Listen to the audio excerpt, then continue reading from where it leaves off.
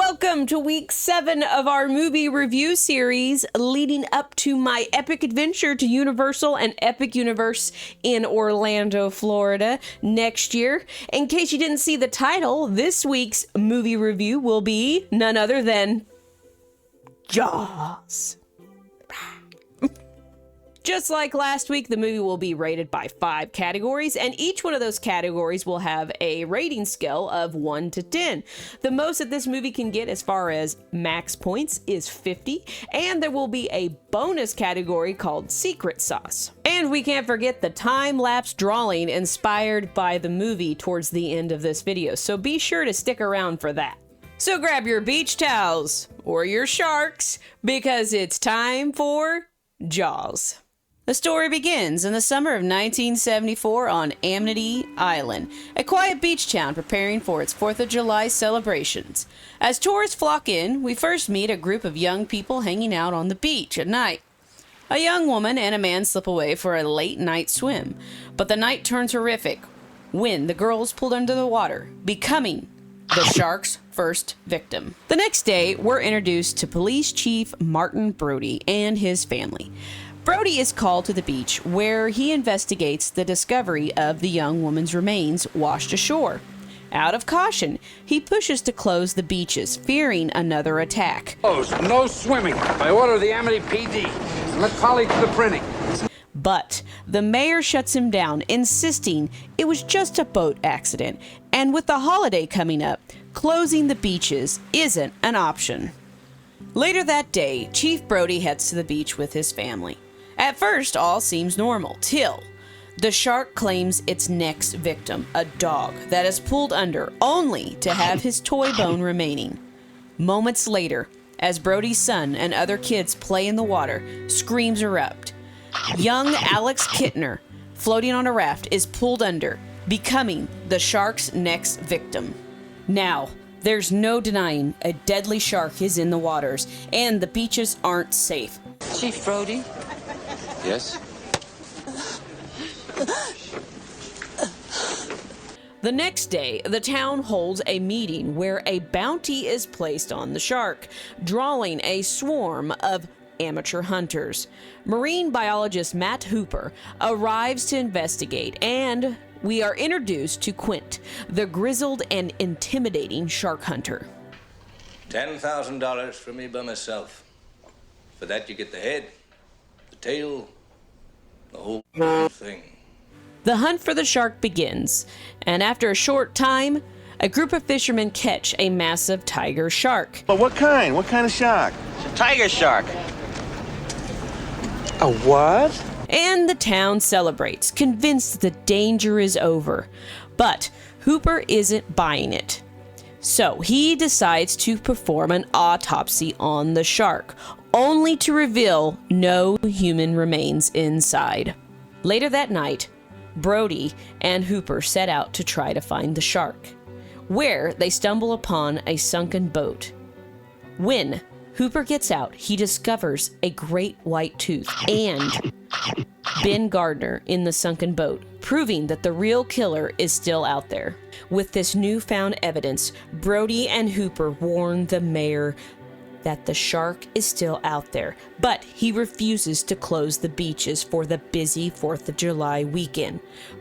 But the shark soon proves them right, slipping into the shallow estuary, attacking a boater, Morris Carter, and leaving him as its next victim, while the attack also traumatizes Brody's young son. Heavy with guilt, the mayor finally authorizes hiring Quint. Brody, Hooper, and Quint set out on board the Orca, and before long, they come face to face with the massive great white for the first time. To keep the shark near the surface and to wear it down, Quint harpoons the shark. Attached to the harpoon is a set of yellow barrels. But the beast is so powerful, it drags the barrels underwater and out of sight. As night falls, the trio shares drinks, stories, and they begin to bond over old scars, leading to Quint's chilling monologue about the 1945 sinking of the USS Indianapolis and the shark attacks that followed. So 1,100 men went in the war. 316 men come out. The sharks took the rest. In the group's next encounter with the shark, Brody tries to radio for help. But Quentin smashes it, determined to face the shark on his own. The great white soon returns, relentlessly battering the orca until the boat begins to sink. In a last-ditch effort, Hooper descends in a shark cage, armed with a poison-tipped spear, but the shark tears the cage apart. Hooper narrowly escapes, disappearing into the depths. The final showdown begins as the shark lunges itself onto the back of the sinking boat. As Brody goes to grab Quint's hand, only to lose its grip, and Quint becomes the next victim to the shark. Now alone, Brody must battle the shark. He shoves a pressurized scuba tank into the shark's mouth, climbs a mast, and delivers the iconic line, Smile, you son of a...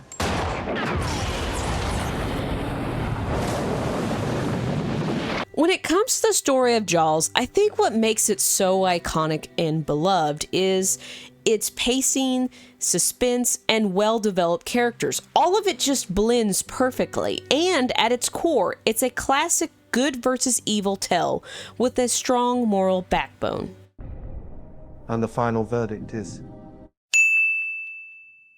When it comes to the characters of Jaws, let's be honest, the real star is the shark itself. Nicknamed Bruce by the crew, the animatronic may have been built in 1975, but it remains one of the most iconic movie creatures of all time. With no dialogue at all, Bruce still commands the screen as the ultimate villain. Then we have Chief Brody, an ordinary man with an extraordinary task. Haunted by a fear of the ocean, he must overcome his phobia to protect his community. His vulnerability and determination make him a grounded and relatable hero. Then we have Matt Hooper, a young oceanographer who brings both scientific knowledge and moments of bravery. From studying sharks' behavior to diving into dangerous waters, he proves himself as more than just a comic relief. He is essential to the hunt. And finally, we have Quint, the grizzled shark hunter, whose obsession drives much of the film.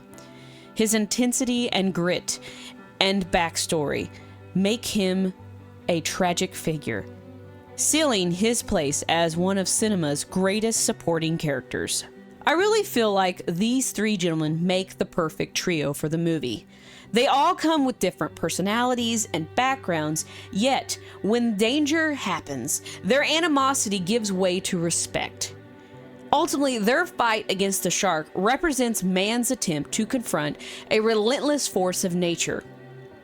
Brody's final victory isn't just his alone.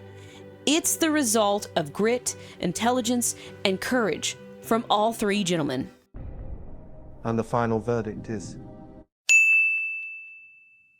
When it comes to the soundtrack of Jaws, it takes just 2 notes to instantly identify the soundtrack you're listening to.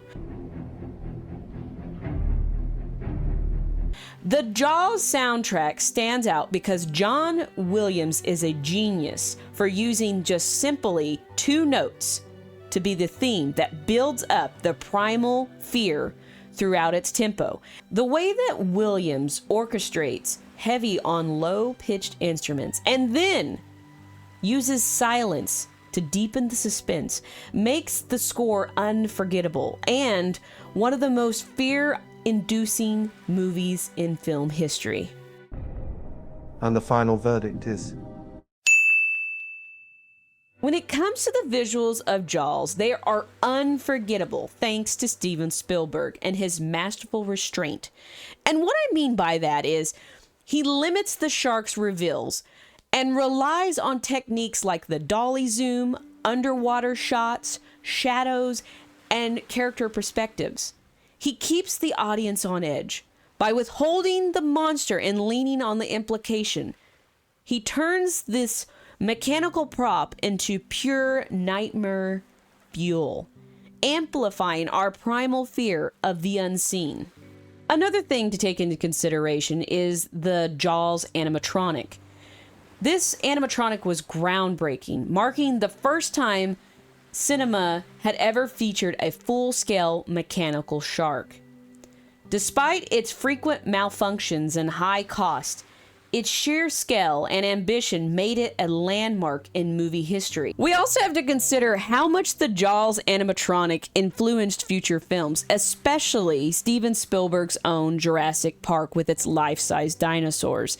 Yes, Jurassic Park blended CG with the animatronics, but Steven Spielberg even called Jurassic Park Jaws on land. And he even highlighted how the suspense of man versus nature conflict of Jaws shaped his later masterpiece. And the final verdict is... When it comes to the cultural impact of Jaws, it's important to look at the time it was released.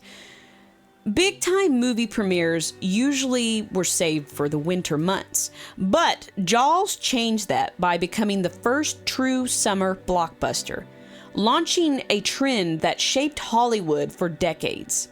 It also catapulted Steven Spielberg to fame and left many audiences fearing the ocean and even hurting beach tourism for a while. And while it did hurt beach tourism, another thing to take in consideration that it also sparked a new interest in marine biology and conservation. And in a way, it kind of was a double-edged sword. Yes, it made people fear sharks, but it also brought people more interested in the ocean. If you were to look up a pop culture phenomenon, I feel like Jaws would be right there as one of the defining landmarks. Over the years, it has inspired countless parodies, tributes, and even a theme park attraction, solidifying its place as an enduring classic. And the final verdict is... And now secret sauce time. Does this movie have what it takes to deserve secret sauce? Final score. Well, that was quite the journey, don't you say? But I gotta be honest with you, I was not very hooked on this movie when I was a kid. I don't know why I did that accent, and that was a terrible joke. But anywho, I will say, doing this review, I have come to appreciate this movie a lot more than I used to. And yeah, I can see why it's such a cult classic. But let me know down in the comments, is this a must-watch movie, or do you feel like it's one of those things you watch once and you can just appreciate it for what it is?